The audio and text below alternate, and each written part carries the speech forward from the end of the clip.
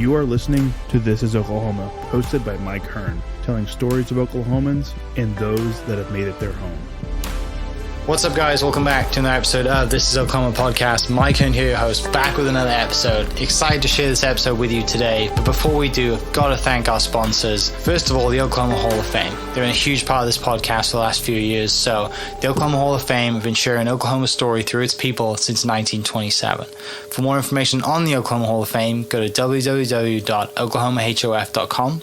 And for daily updates, go to oklahomahof on Instagram and give them a follow. Our other sponsor today is Chickasaw Nation. Now, the Chickasaw Nation have sponsored pretty much everything in Oklahoma. They're a huge supporter of Oklahoma. And it's an honor to have their name and their brand supporting this podcast. A huge shout out to Governor Anatobi for supporting this podcast. It really means a lot. Our third sponsor is Diffie Ford Lincoln down in El Reno. Now, this one makes me so happy because these guys are great friends of mine, play a lot of golf together. I've bought my cars from them, do most of my oil changes down there, have a cup of coffee, hang out down in El Reno. It's a good spot to go. And not only are they great friends, but they provide a great service. So for over 60 years, third generation family owned Oklahoma business down in El Reno. They're also in Bethany as well. So people in the Bethany area know the Diffies really well. But if you're looking for anything new, used, Ford, Lincoln, or whatever, I'm sure they could find anything you want. Check them out, diffieford.net, and then on Instagram at diffiefordlincoln. This episode is brought to you by Hope is Alive. Hope is Alive exists to radically change the lives of drug addicts, alcoholics, and those who love them. Join us on August 11th at the National Cowboy and Western Heritage Museum for a celebration of hope featuring guest speaker Tim Tebow and musical artist Ben Fuller. Find out more and get your tickets at HIA10.com. What's up, guys? Welcome back to another episode of This is Oklahoma. Mike Hearn here, host, back with another episode. Gives me great pleasure to introduce return guest Mr. Eddie Radosivich, formerly on episode 308, which was a couple of years ago. Since then, your Twitter following has significantly jumped. It was because of the appearance. It definitely was. No, it's good to be back. It feels like it's been forever. We were forever. Just talking just a minute ago about like how long it's been, and I can't believe it's already been 2.5 years, 2 years. I know. It's COVID, right? Like it's just, we everything was in a blur there for a while, wasn't it? Everything was in a blur. Well, on my way down here, I've made a bunch of notes of what we should talk about today. You've just come back from SEC Media Day. Yeah. But it was Big 12 Media Day first. Big 12 Media Day was down in Arlington 2 weeks ago, about a week and a half ago. And then we went to the final 2 days of SEC Media Day, which, it was kind of weird because Oklahoma's obviously not in the SEC right now. Right. It's still a year away or less than a year away, July 1 of 2024. But we wanted to go and kind of get a lay of the land and, obviously see some of the faces that we're going to be seeing here over the next couple of years. So it was, it basically was a trip to get out to Nashville. On 3, who we just moved the site, Sooner Scoop, over. They're based out of Nashville, so we wanted to meet some of the people over there, and it was cool. Like I have my own feeling and thought process on media days in the middle of July, which you don't get a whole lot out of it because the same questions that were asked at Big 12 Media Day will be asked at local media day next week at Oklahoma. But it is like there are certain speed bumps that you have to get through to begin the season. Okay. Preseason polls is one of them, which I don't care for at all.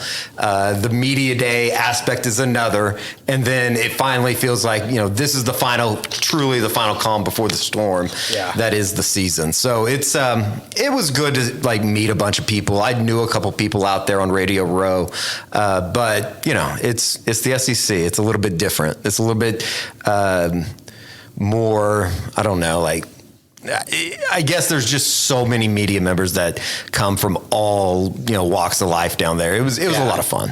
Yeah, I think, it's obviously new for you guys going out there and you know everyone pretty much in the industry anyway, but do you kind of get that sense that you're you're like the new guys on the block, right? A little bit. Just looking around and these guys are like, oh, fuck, here's Texas the Oklahoma know you were in people. town. No, it was good though, and the kind of the cool aspect of it was because Oklahoma's not in the SEC yet. We didn't really have a set schedule on where we needed to be. We had to, you run around at the Big 12 Media Day, and you're so focused on specifically covering Oklahoma. You're so focused on not wanting to miss anything that's said by any of the guys that are there, particularly Brent Venables, and then all the cast of characters that come with the Oklahoma contingent. But at the same time, being out there and being able to kind of do some Oklahoma type angles. Josh Heupel was there one of the days that we were there. Shane Beamer, a former Oklahoma coach, was there with South Carolina. So it was cool just to kind of get a lay of the land and kind of know what to expect when Oklahoma is actually in the SEC in 2024. Yeah, it's coming. It'll be here fast. No, it will be. It will be. It's kind of like the football season starting. You get through like the dog days of summer, and then all of a sudden we're sitting, basically this week, and it's like, well, we need to get this, and this done before season actually begins, and working on previews and position breakdowns and stuff like that. So it was a good kind of a dress rehearsal, if you will, and we'll be in it for the real thing here coming up in about a year when they're going to be doing it down in Dallas. Which is nice. Yeah, it is nice. It's nice because it's close. It's nice because the lay of the land and all that. But being out in Nashville was, it's not a town that we have become accustomed to going to for Big 12 or anything like that. And you can kind of throw Atlanta in the same mix. It's going to be fun to get out to some of these new places. Yeah. You can give these a little bit of room if you want. Cool. Don't worry about. I didn't know how close. I know your radio mics are like right in the face. Oh my gosh, you gotta with these you can give them a little bit of room. Cool. The other thing I think that's cool, and we'll get to Big 12 in a second, but I got some friends who are in SEC schools, right? And they're SEC fans, and as soon as you see the schedule, and like friends down in Baton Rouge are like, "You're coming to the game, right?" Like, it looks like a Friday night game. Yeah. Yes, I'll be there. Yeah. So there's so many going to be some. It's new, right? And I didn't think about this the other day until someone told me. They were like, you look at it as like graduating up into a different bracket, right? And as a golfer, you want to play with the best players, right? And the same with every sport. You want to compete with the best. And obviously over the years, the SEC, as much as people I think don't like to say that, they've been the best, right? Oh, yeah. So it makes sense from a longevity, like we need to be amongst the best, but at the same time, like, when you've won as many championships as OU has won and dominated like they have over the years, there's not much else for them to do in the Big 12. Right. And, I think that it obviously rubbed people the wrong way, the way that it all went down. And, Oklahoma State, they have their own thought process and feelings on how they feel like they were left behind to a certain extent. But at the same time, I do think that, it's always kind of like one of those things that even with OU football, that I try to look at it from another angle as far as if that would have happened and the roles were reversed, obviously Oklahoma fans would feel very, very, some way about being left behind. But at the same time, it was a no-brainer. You got to go play. And especially in the ever-changing world of college football, everything is changing over the next couple of years. And obviously with the expansion of the playoff and the way the television contracts work now, there is the business element to it. It's all about money. It always has been about money. But, at the same time, I think it's going to be great for the sport. It's going to be great for the school. It's great business-wise for us at Sooner Scoop. It's unbelievable. So the passion that the fan bases carry, it certainly matches up with the ideology of what those SEC schools are. And it's just going to be kind of fun and unique to see how they kind of carve out their own role. And, obviously they're going to have to be better on the field this year.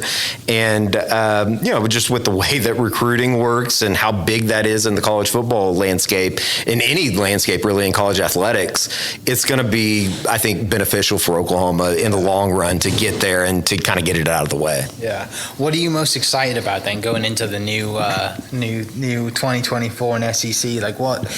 And I'm sure you've answered this question a million times, but is there anything other than, going to cool stadiums that just really, you think that down the road this is going to be, personally for you as well with work or just, it doesn't matter what it is, but what stands out that like, wow, this is going to be, I think probably the easy answer is just all the new spots that we'll go to and places that, kind of have their own lore about them, whether it be a Baton Rouge on a Saturday night or, Oxford, which is known for its tailgating scene down at the Grove, or even a place like Auburn that, I think that they've had their place in college football, certainly history, but to a certain extent, you don't know a whole lot about it. Like the first time that Oklahoma played Georgia was 2017 at the Rose Bowl, believe it or not. So it's, I think just getting out and seeing some of the new places, even a place like Vanderbilt that's located in Nashville. I mean, it's going to be fun to just be able to go over there and kind of see the scenes that come with a game day in that. And that's probably one of the quote unquote lower levels of SEC football. So I would say that that's the easiest part, or like the easy answer. And then I think just professionally, I think with so many eyeballs that the SEC brings, it's an opportunity to, personally grow a brand. And then obviously with Sooner Scoop and everything that we want to do here over the next couple years with building an office down in Campus Corner, which we've opened since, I think, since we last talked, because we've only been there a year. There's just multitude of things that we're going to be able to do from a journalistic standpoint that we could probably still do in the Big 12. Obviously, you could still do it, but there's so many more eyeballs now. And, the college football is kind of in an interesting spot just because there is so much change. It's kind of like the beginning of something that is going to be very, very new for everybody. And it seems like college football and, college athletics, maybe even to a certain extent in general, over the next, 3, 4, 5 years is going to undergo so much change that it's kind of fun to be, I don't know about like at the starting point of all that, but it certainly feels like it's going to be something bigger than what it is. And it already is obviously just massive. Yeah. And then you have, like I said, your personal side of things too, right? Like your day-to-day job and how things work on game day. And for people listening, if they haven't listened to that first episode that we did, just give people a quick recap of like exactly what it is that you do and what a game day looks like. Yeah. So I work for Soonerscoop.com. I do all the video for them, kind of a videographer, I guess is probably the best way to say it. But, we have 3 guys now that are dedicated to the OU football beat, really 4 with myself, George Stoya, who we hired from the Denver Gazette. He was an Oklahoma graduate. Bob Prisbilla, who's been with us for a couple years, and Kerry Murdoch. And then Josh McQuistion does he does team stuff as well, but he's the head publisher on the recruiting side of things. And, a given game day basically starts at, we'll go 11 a.m. just because that seems like what OU always plays. But we'll do some type of pregame show. We plan on doing some type of YouTube pregame and postgame this year. And then obviously I go and we cover the game, and I'm down on the field. Been lucky enough to be on the field for, I guess this would be my 11th season covering Oklahoma football. And, they've experienced a lot of highs here over the last 10 years. And, there's been some lows here of recently, but it's still, it's fun. Growing up, being an Oklahoma fan, going to Oklahoma games, I think that's one thing that we've been able to kind of carve out a niche as far as I wouldn't necessarily say a voice of the fan, but we do. I think most fans out there subscribe to kind of our thoughts and feelings and kind of the conduit, I guess, between the fan and the team. And it's been a lot of fun. And, we do all the video. So I'll shoot all the games, go home, do all the press conferences, we put video over it and all that. And we're going to do more like breakdown stuff this year, I think, which I'm really excited about on our YouTube page. And then through, stuff back in studio, we have Kerry Murdoch and Josh McQuistion have made a lot of investments into the product that we put out. And, we're pretty proud of, I think, what we've built here over the last 10 years in counting. And I think that's why we made the move to On3. And then it's been kind of fun to be part of that process. And now it feels like it's starting to really kind of come to fruition as far as what we're able to put out on a game day or throughout a week going into a game. Well, tell me about the move to On3. What's that? And how significant is that? Yeah, it was massive. And, we were with Rivals for 20 years. And I was with them for the last 10 of those 20. And On3 is basically, it was started by a guy named Shannon Terry, who started Rivals and then sold it off and then started 24/7. And he's out of that now and he started On3. And it's basically, it's I guess, it would be a hosting site, I guess, but On3, from what they do with national guys, just hired Andy Staples and they have more kind of planned as far as what they want to do. It's rather interesting just to how much media in general has changed, and I'm sure that you're well aware of that. Podcasting has become bigger than ever.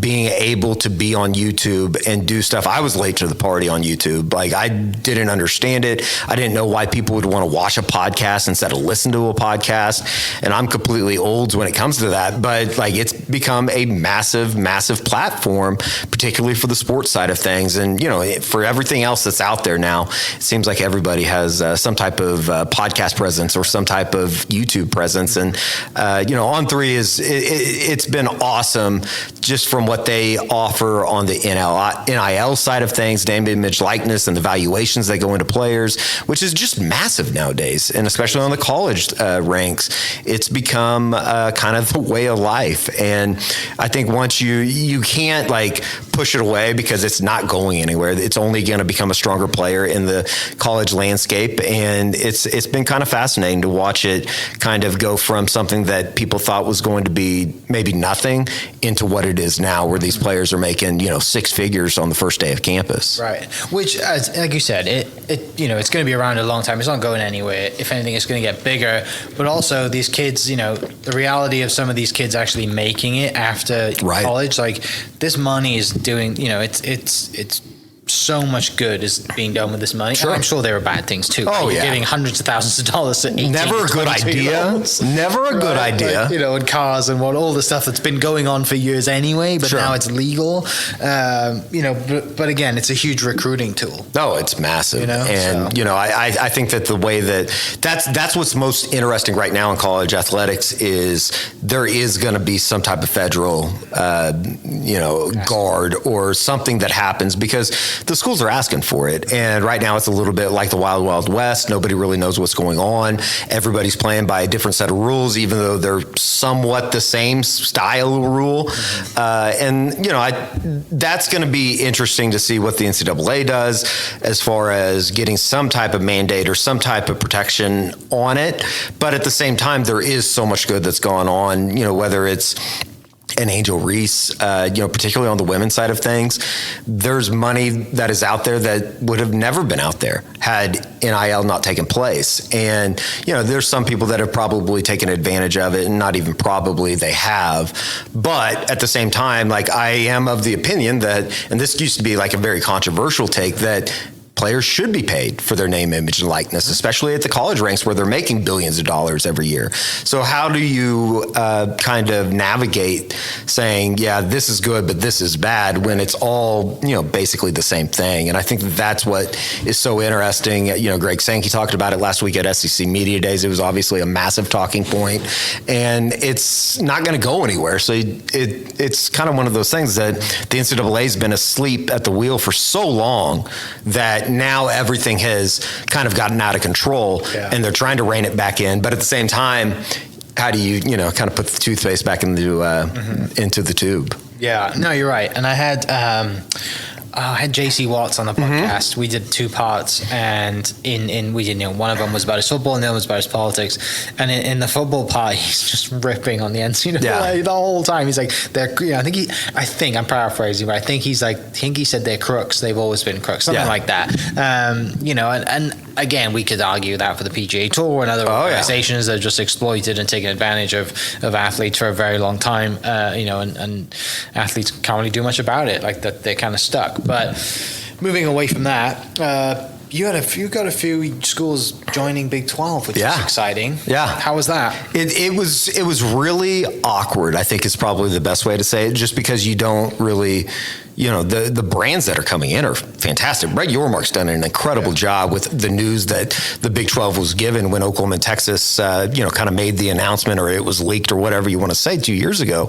But at the same time, to keep the conference's head above water, he's been unbelievable. And he is a little bit of that new era of conference commissioner in that he gets the entertainment side of it. He gets, kind of what schools want or where this thing is going, wherever that may be, even how hard it is to project where the television money is going to be going in the next couple of years. So what he did in being able to get to Central Florida, which I think is, an incredible recruiting landscape, down in Orlando, Gus Malzahn's a terrific head coach. I think that they could be a really big addition in all sports, not just football. And then obviously with BYU, it's a national brand with the Mormon religion. Obviously the football team has been extremely good over the last, couple decades, even going back all the way to, maybe even the mid 80s.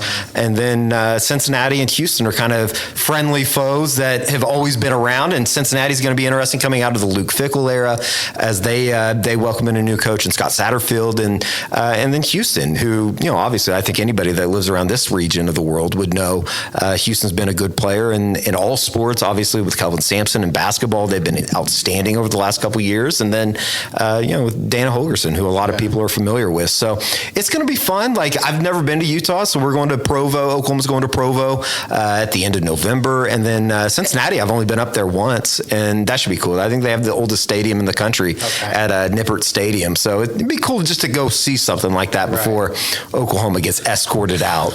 Yeah, like you've kind of probably got the best 2 years of being around OU football, right? You're like, we get to see all these new places in the 2 years, right? And we're kind of hopefully going out with a bang, and winning as you leave, and then actually going to the SEC, which 2 years of really cool games and new places, and and not even just football, right? Like Houston's golf team has been good for a long time. They've got some pretty... All the way back to the Jim Nance, Fred Couple days, right? Exactly. I mean, and it is cool to see like just the ever-changing landscape of college athletics, because even in the last 5 years, it's changed so much, dramatically. And, obviously in football, everybody's chasing, the SEC and Georgia and Alabama, but at the same time, it's been kind of fun to see how that's going to come together. And some of the smaller sports, like softball, is going to be a lot of fun. I think baseball is going to be a lot of fun. Golf's going to be a lot of fun. It's going to be different for sure, because Oklahoma has one foot out the door, kind of, and you could feel it even at Big 12 Media Day. Like, and Oklahoma's always going to be hated a little bit. It's kind of like Alabama. Everybody, they hate the top dog. You hate the school that wins all the time. And there's some pleasure, I think, from the Big 12 brass that Oklahoma and Texas are going to kind of get it or get stuck a little bit here at the end, or that they've been struggling a little bit on the field. So I don't know. It's the whole season's going to be awkward. I think anywhere Oklahoma goes is going to be awkward. I think the phrase that they use down in Norman is Oklahoma's everybody's game 7, and you're going to get their best shot. So it should still be a lot of fun to kind of navigate those waters. And I think even though there is a certain level of excitement going into the SEC stuff, it's going to be different. And I think that, it's almost like, because it is going to be so much different, there is a little bit of angst that comes with just not knowing how all this is going to turn out. It's exciting, right? Like, that's the beauty of it. There's so much going on. And I was, I saw you down there with the Corn Ferry tournament at Jimmy Austin, and for our Pro-Am party, we went to the stadium and we got to tour the facility. Yeah. Just walking through like the football facility, it's unbelievable. Yeah. And I was shocked that they have a golf simulator in the locker room, which is like the greatest thing ever to me. I know where I would spend most of my time in that locker room. Right. You're like, no, I don't need to be looking at plays. I'm going to work on my game. Maybe that's the problem. Maybe they need to take that thing out of there. Maybe there's too many guys in the simulator instead of the film room. I don't know how long that has been in there, but I hit some shots on it. It works. But you're down there and it's. And I know they're trying to figure out the tailgating thing going forward, right? Because that feels like it's taken a hit over the last 3 to 5 years or whatever it is, once they've built some new buildings and stuff. But I mean, Norman's a football town. Yeah. Right? Like I said, your office is in the middle of it. Yeah. Everything runs through the football program, and it's crazy that there's so many of those businesses. And I think this is like the exciting part about going to the SECs. There's so many people that are entrepreneurs right now that are funneling money into Norman because they know the money that's going to come out when you have an Alabama fan base coming to Norman, or you have a Tennessee fan base coming to Norman.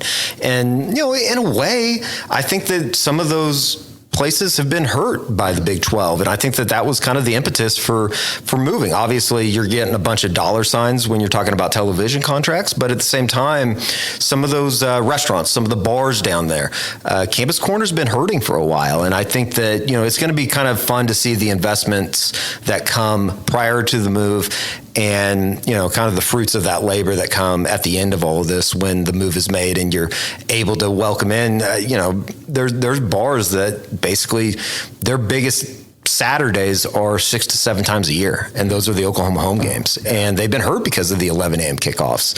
So I'm happy for those people. Obviously, from like a personal standpoint, it's great for business. I mean, the fandom and the passion that come with SEC fan bases is probably, I don't know if it can be compared to anything because of the money that will come in, and even Oklahoma City to a certain extent, of people that will come stay at the Omni for a game down in Norman. And you could say the same thing in Stillwater to a certain extent, but I think it's just going to be that much greater. And especially when you're talking about an Alabama coming to Norman in 2024, you're probably talking about maybe one of the biggest game days down in Norman in maybe a decade, probably like since, Ohio State came or like a Notre Dame came in 2012. Like it's been a long time since they've had the quote unquote big game in Norman. Yeah.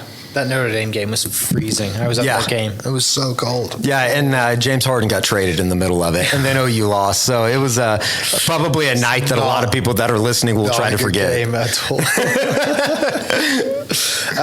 You were recently talking to OU football. You were recently involved in Baker's camp recently, right? Yeah. We were supposed to record that day, but obviously it was very busy. Yeah. So tell me a little bit about kind of like your involvement with the guys that have graduated and moved on. Baker's been great. And I think that, obviously he is kind of a son of Oklahoma, even though he's from Austin, that, I think going all the way back to when he came to Norman the first time around in 2015, showed up in 2014. And then the picture of him was, in a jersey at a game day. Like that kind of stuff endeared him to a fan base that was kind of searching and kind of needing something back in those times. And then obviously the success that came on the football field certainly helped. And, going into a couple Heisman Trophy ceremonies, winning the Heisman.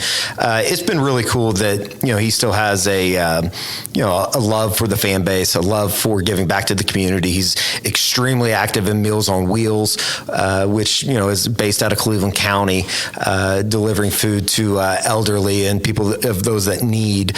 And, he's been awesome. I did some hosting stuff for his Meals on Wheels event over at Top Golf. And then he has the annual kids camp, which is still kind of incredible that they are able to get the numbers that they do, given that, nowadays kids that were probably infants when he was down in Norman are going to these camps. And it's just really cool to see him give back and, still have a need or a want to come back and help the community of Norman, certainly, and then the folks around it. So it was a lot of fun. It was hot. It usually always is this time of the year when he has the camp, but it was good to catch up with him for a little bit before he headed back. And they start camp now in Tampa this week. That's crazy. It's nuts. Right? It's nuts. So fast. I think I saw you, a couple of weeks ago at a golf tournament? Yeah.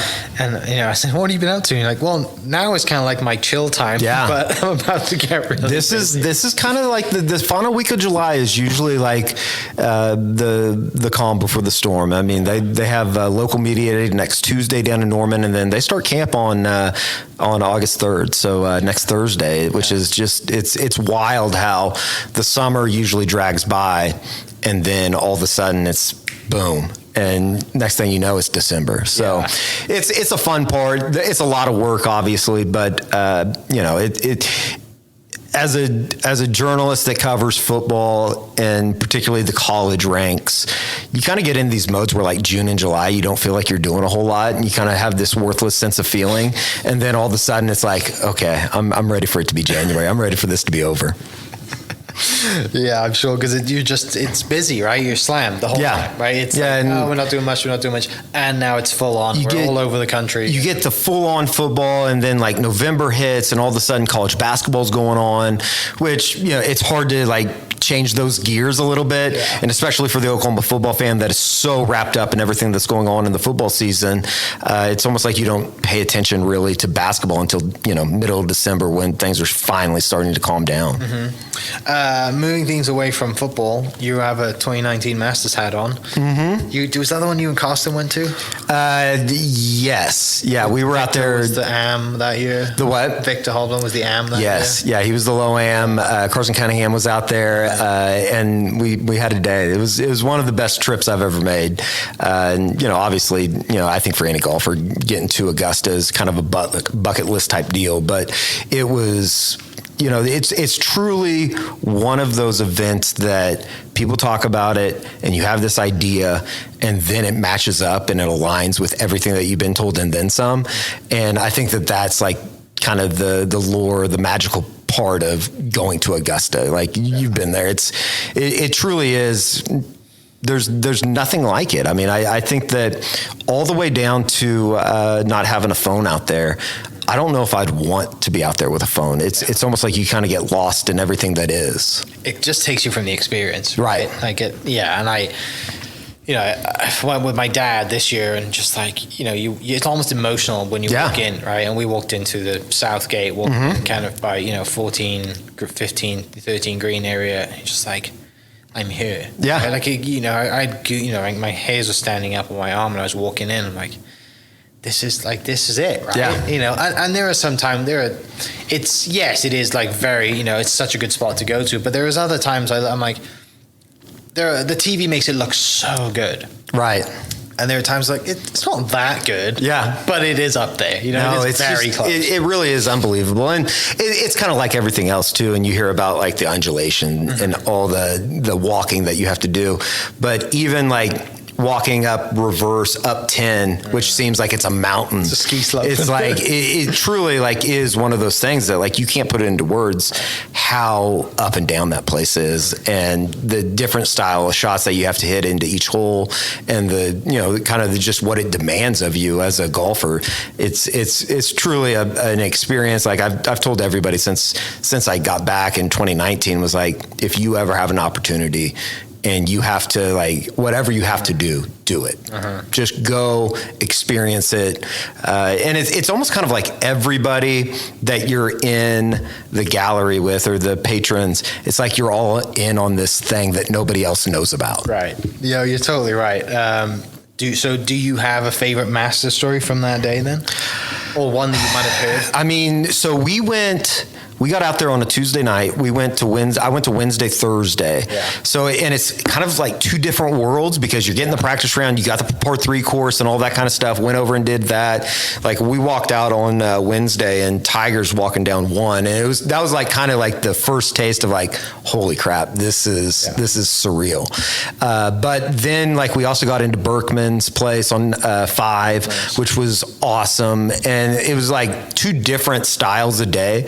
And then Thursday, I went out there after the radio show after we got done and just met up with Carson. And of course, it was like, okay, we'll meet at the scoreboard on 1 at noon. Yeah. And, good luck. It's like, look for the guy wearing the master stuff. Well, you can't exactly do that, which was cool. And we finally met up and man, we sat on 15 green and watched kind of over to the left of 15 green so you could still see 16 tee box. We sat there for probably 5 hours and just walked around that area, which it was almost shocking like how much room there is around all that stuff. It's a huge piece of property. It's unbelievable. Yeah. And it's crazy to think that they keep buying more land with everything behind it. But it was just, I think, being there, and then it also added into the kind of the lore that, Tiger obviously goes on to win that week, and how special that was for the golf community. It was truly unbelievable, like and how easy everything is, whether it's going into the shops and stuff, and then you just FedEx everything back, and it's incredible. It really is incredible, and everybody's talked about the concession prices and all that kind of stuff. It truly, like, it still doesn't seem real almost. And that was one of the guys who also that I know that I was also there this year, he said that the concession and the concession stands and the pro shop area is the Chick-fil-A of golf. Yeah. Right? Because they just on it. And you're right. My package arrived before I did coming home. Yeah. So even like the bathrooms are like, I could eat lunch in here. Right. Like they're so clean. Everything is just perfect. Yeah. And it's almost down to the extent of somebody like, they're throwing trash away and you miss the trash and somebody else, I got it for you. And they'll throw it away. It's incredible. It's so good. Talking golf, the Open just finished. Yeah. We have an Oklahoma caddy winning the Open. So cool. Fantastic. It was cool to the extent of felt great for Brian Harmon. Sure. It's a great story. Scott Chway is unbelievable that he was on the bag for an experience like that. But from like a viewer aspect, I felt so bad because I'm sitting there yesterday like, if he triples, just make it 14, just like even a 2-shot lead going into 17 and 18 would be, from a viewing standpoint, obviously better. But I don't know. The majors this year were just kind of blah. It is what it is. Like, but that's, I don't know. I guess to a certain aspect, you say that, and then you also say Brian Harmon was incredible. Like he whipped everybody's ass, and you got to give some credit there because nobody played like he did this weekend. I guess it is kind of cool from the aspect too that with so much put into driving distance and all that kind of stuff in the game, to see somebody do it that doesn't exactly excel at driving distance, or he does everything the right way, and he seems like a good guy. So that was cool. It was.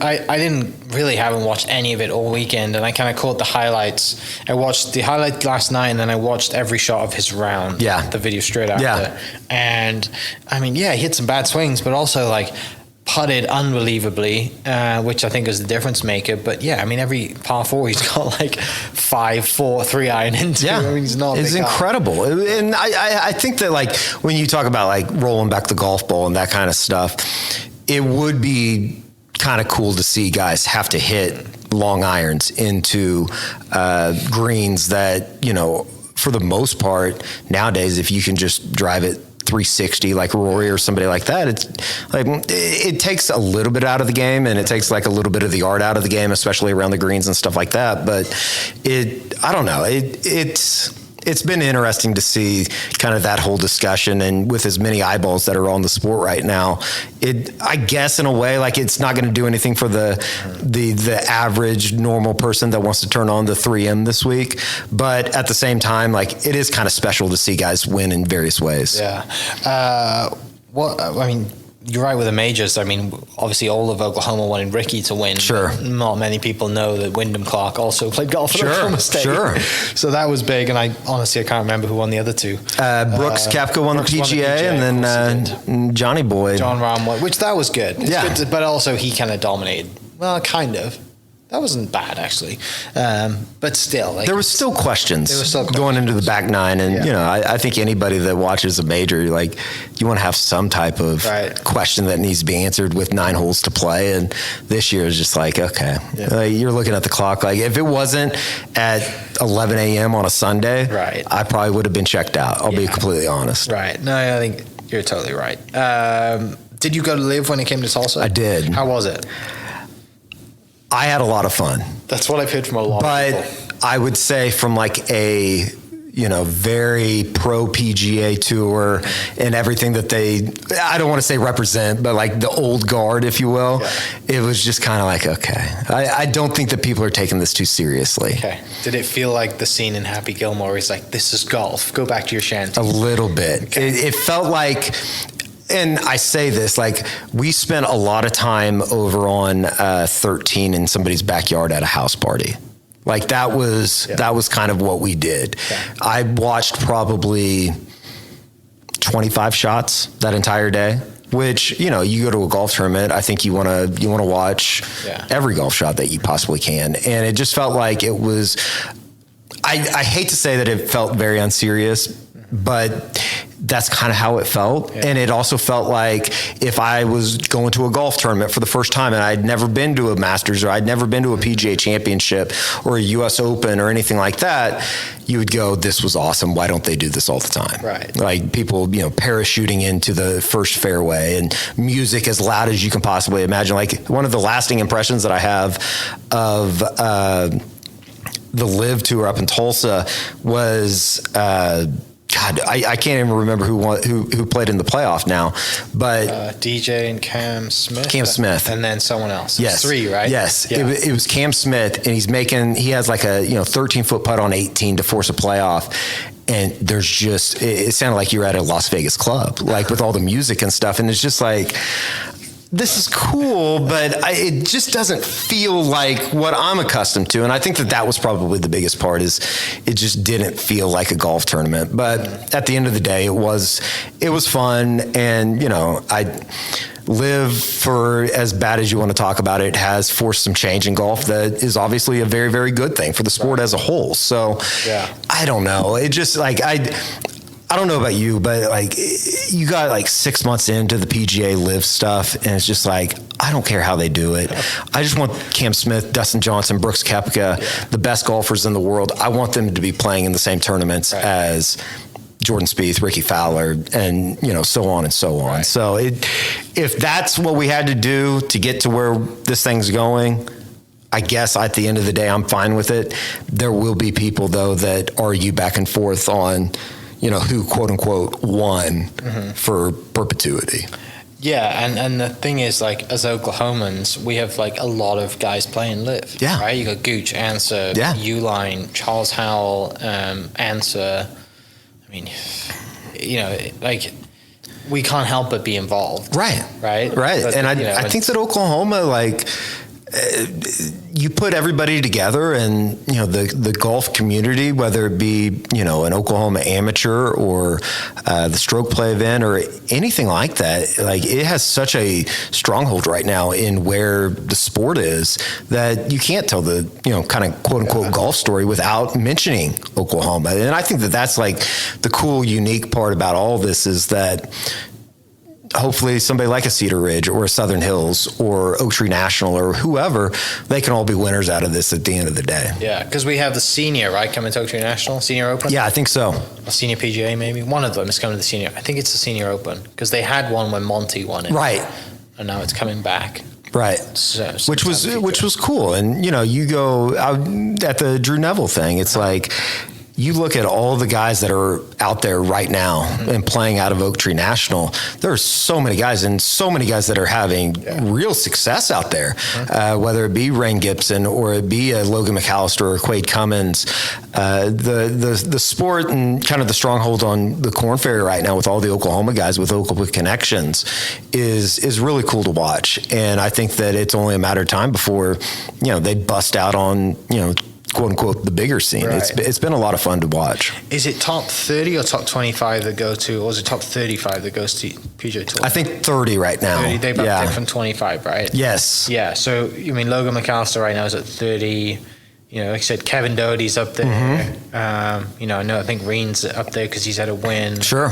Like, we got plenty of Oklahomans on the board that are, and some of them, obviously, you think of Creel and Reen, like, they've been up and down. Yeah. And Kevin, I think, has been up and down the big tour. So, I love golf in this state. It's so good. Yeah. Just love it. It really is like, and I'm completely homer. I know this going in, but I feel like the courses, and particularly on the public side, there's not a whole lot of states that have the types of courses that we have. And, I think that, just with the elements and what we play through in middle of April with the wind, or, even the wind that you get in, right now in June and July, like it helps these guys. And I think that that's why you even see guys that were outsiders like a Victor Hovland making a home in Edmond, to be able to kind of take advantage of what we have to offer, both private and publicly. And obviously those guys will be more connected to the private side, but it's been really cool. And I think, like, you look at AJGA rankings and stuff like that, and it's blowing up with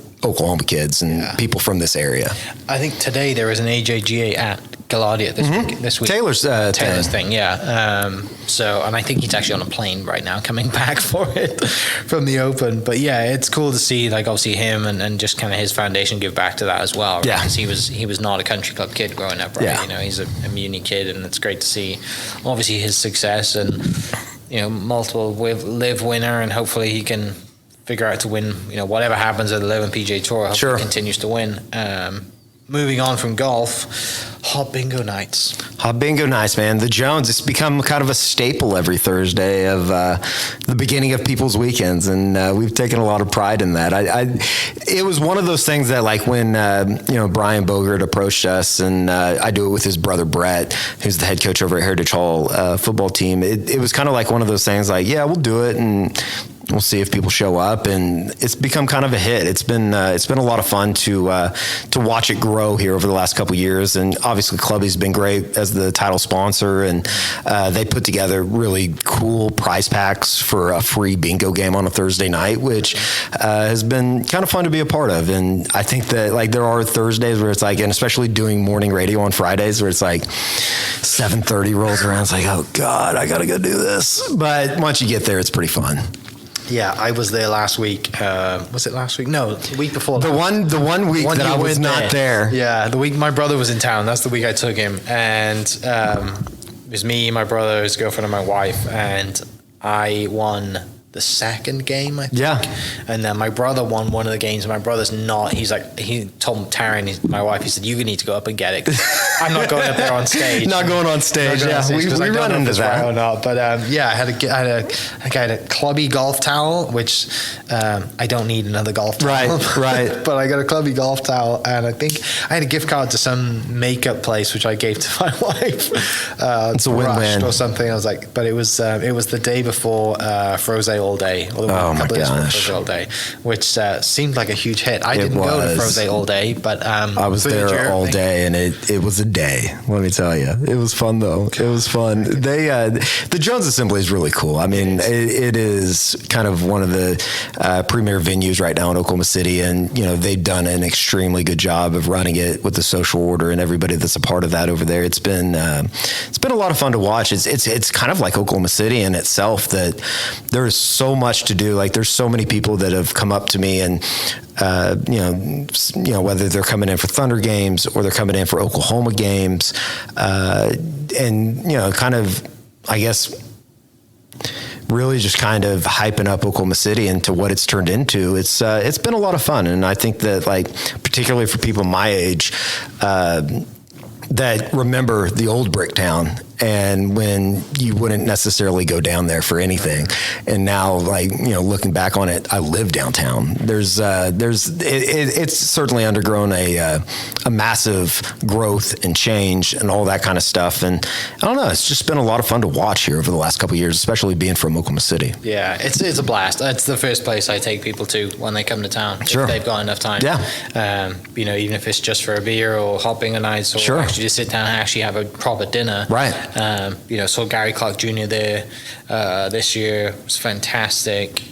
So yeah, all around venue, I love it. Brian and Graham done such a great job. Yeah, they've been awesome. It's been awesome. It never really would have, I guess, not necessarily surprised me, but to see what it is and see the venue or the people that they have coming in, it's always kind of like still one of those, like, I don't know about a pinch me moment, but it is like a holy crap. Like, okay, Oklahoma City has a little spot here on this music calendar. Yeah. Did you go, talking about Oklahoma City, did you go to the mayor's State of the City address thing? I was in Nashville. Okay. I was in Nashville, so I watched it online. What did you think?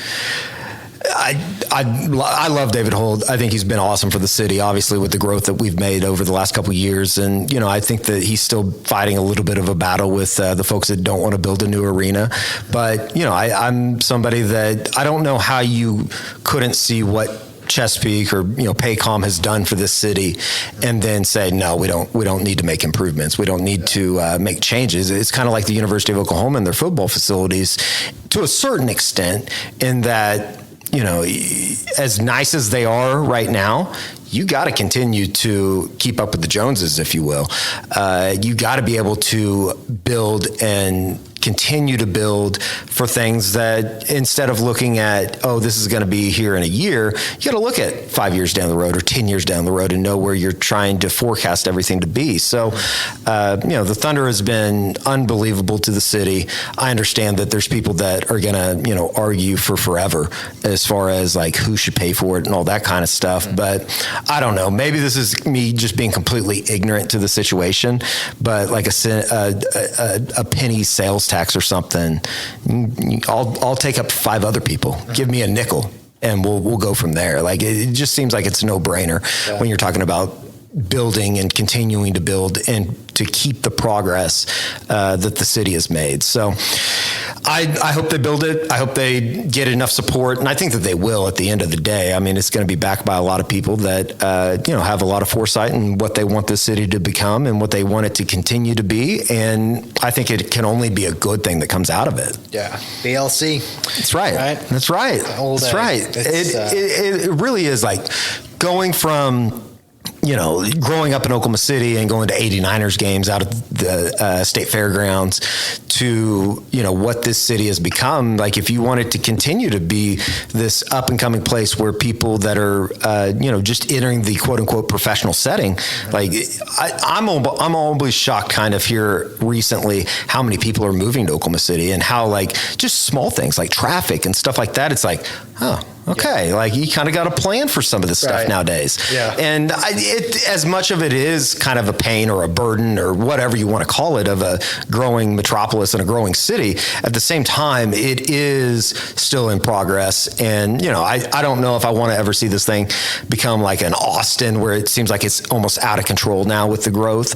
But I do think that there are certain, hiccups that you have to kind of go through if you want to make this and continue to build what is a lovely place to live. Yeah. I had a friend in town last weekend. He came in town to qualify for the USM, so I caddied for him, and he did qualify for the USM. So we're cool, going man. to Denver soon. So cool. Can't wait. Shout out Jonathan Bale. He lives in Jupiter, and he flew in, stayed at the house, and then before we went to a practice round at the wonderful Rose Creek, we went up to Gladio, and we were hitting balls at Gladio. He's like, dude, this is sick. I'm like, I know, it's unbelievable. And he's like, how much is it out here? And I'm like, you won't, like, compared to what you spend in Jupiter, Florida. Right. You might be able to get a shag bag around Jupiter for that price. We're driving around the golf course and looking at some of the monster houses that are out there. Like there's kind of like this famous dealership row out there of houses, right? You've got all the dealership owners. And I said, oh, well, that one's actually for sale right now at $6.5 million. And he's like, only $6.5 million to people who live in Oklahoma. Like that's a lot of money, right? It's a lot of money anywhere you live. But when he's living in Jupiter, right, and he's looking at houses that are on Jupiter Island for $30 million, and they're half the size. Yeah, he's like, it puts into perspective of why people are moving here. Because if you're making quote whatever you make on the coasts, right, and you come to Oklahoma and you make relatively the same money, your quality of life goes through the roof here. Sure, so it's awesome. Other than our winters, he doesn't have a winter. Don't bring him back when we have an ice storm. Exactly. Don't bring him back. Have you been up to Cherry Hills?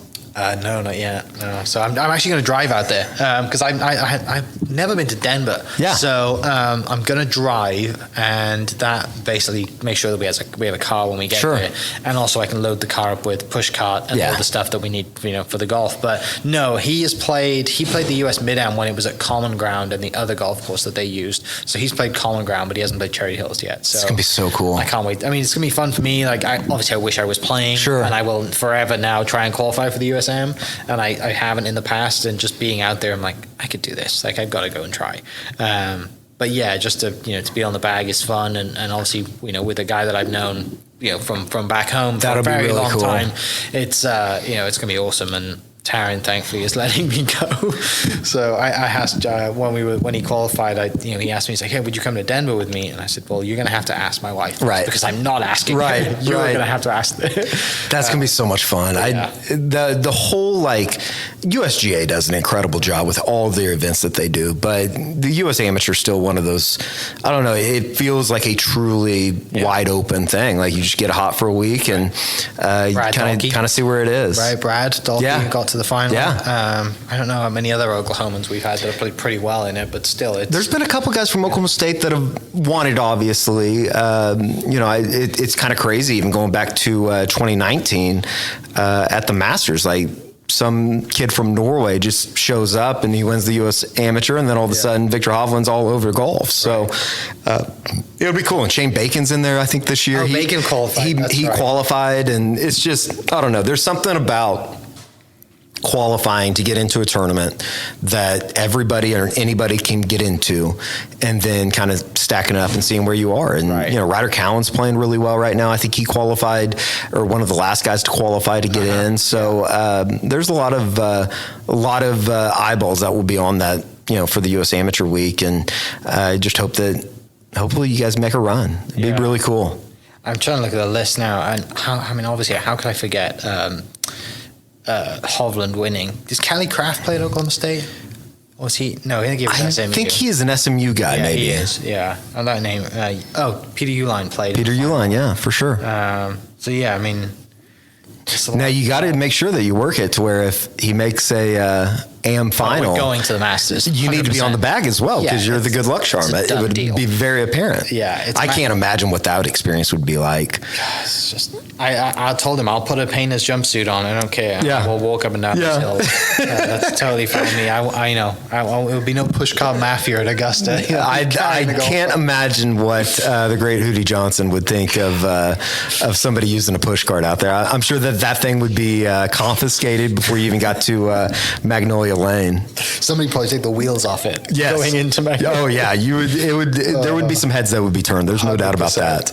Well, dude, I appreciate you coming in. Absolutely, man. It's awesome. Really thank you. I appreciate it. It's a fun time right now with everything that's going on in the Oklahoma sports scene, and then obviously with everything else that's out there right now. It feels like the OU and college athletics are entering a phase where nobody knows what's next, and I think that just from a journalistic standpoint, that's really exciting, is really kind of not knowing, even though over the last 10 years you didn't really know because media was changing so quickly.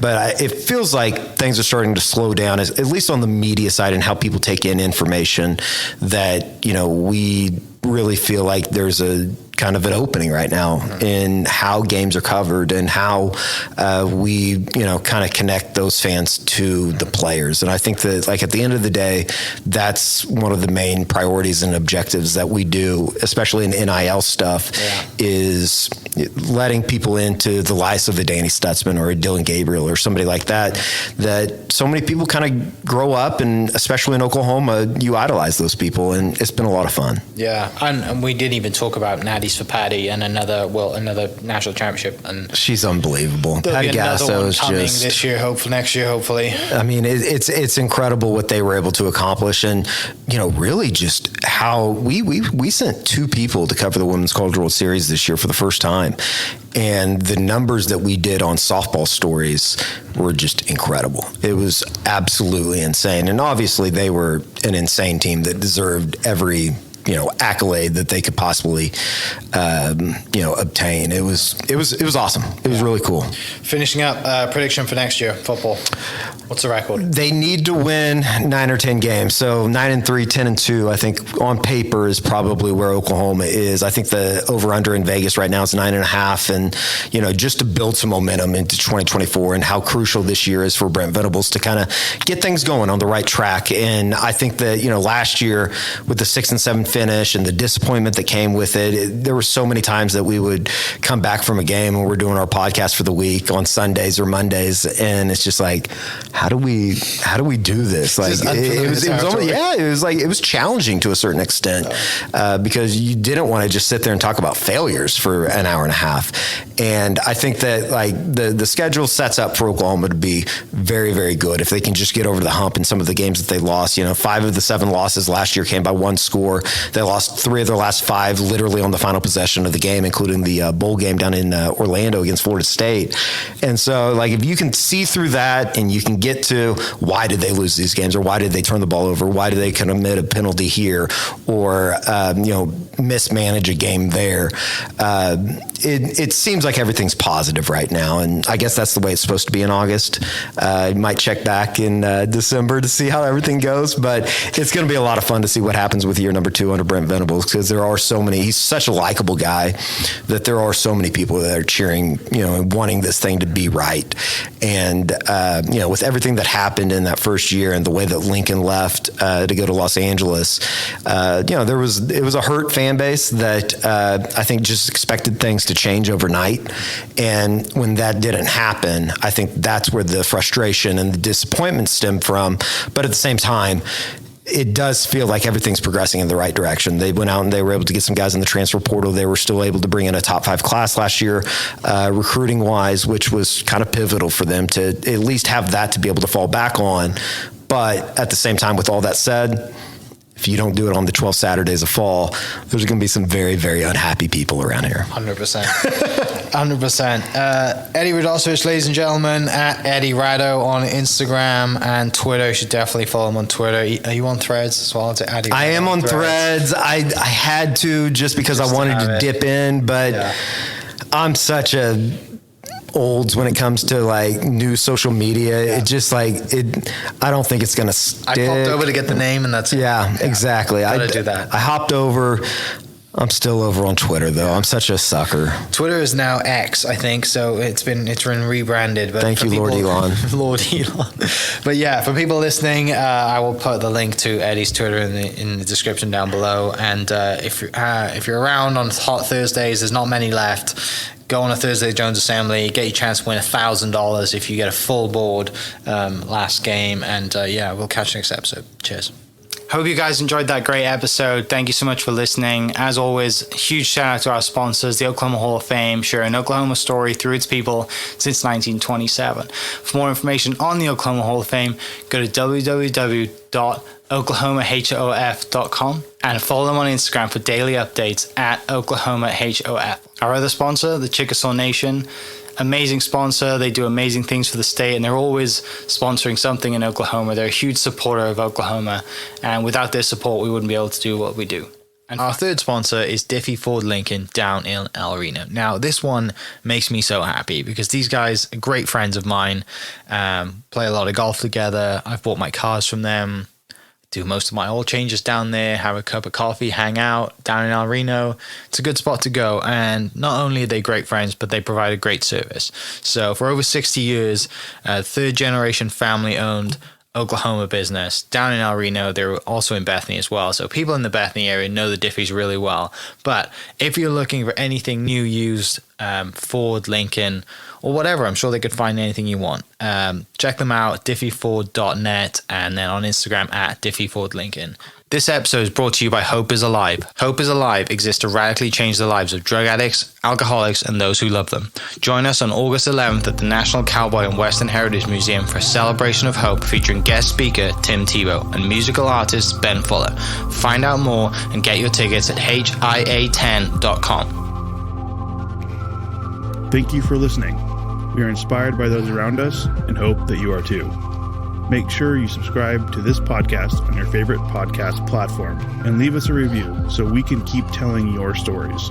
For more great Oklahoma content, follow This Is Oklahoma on Facebook and Instagram.